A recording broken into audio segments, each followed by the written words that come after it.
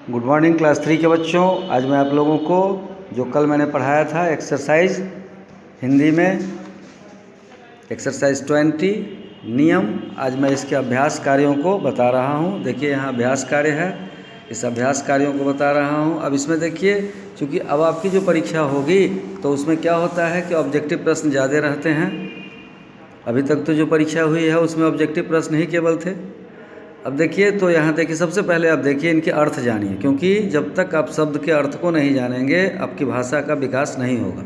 कहीं भी कुछ लिखने के लिए आपको भाषा में शब्द की आवश्यकता होती है, और उसके बाद उस शब्द में जब व्याकरण के साथ उसको जोड़ते हैं, व्याकरण के आधार पर उस शब्द से हम वाक्य बनाते हैं और अपने भाव को व्यक्त करते हैं। अब देखिए यहाँ सबसे पहला शब्द है संभालो, इसका वो अर्थ जानिए, ठीक तरह से रखो।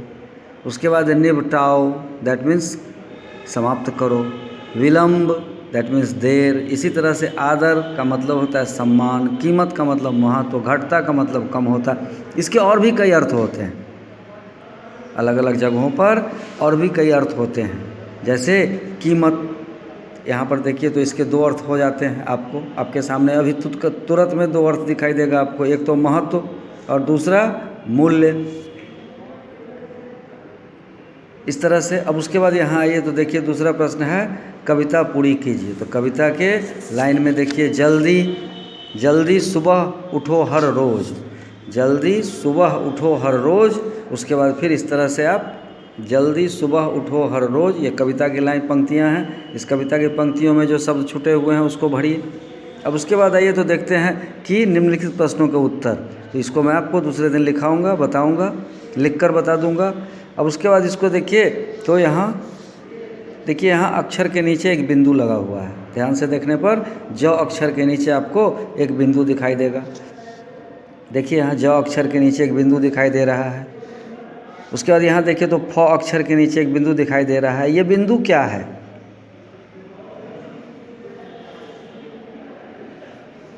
ये क्या है? ये उर्दू शब्द में एक अक्षर, एक शब्द आता है जिसको कि हम नुक्ता कहते हैं।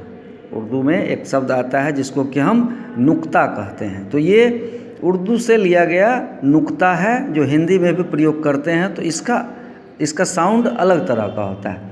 ये फ नहीं होता है, ये थोड़ा ओठ को दाब करके फ तो साफ। उसके बाद रोज, तो ये ज नहीं है, यह है ज रोज, रोज।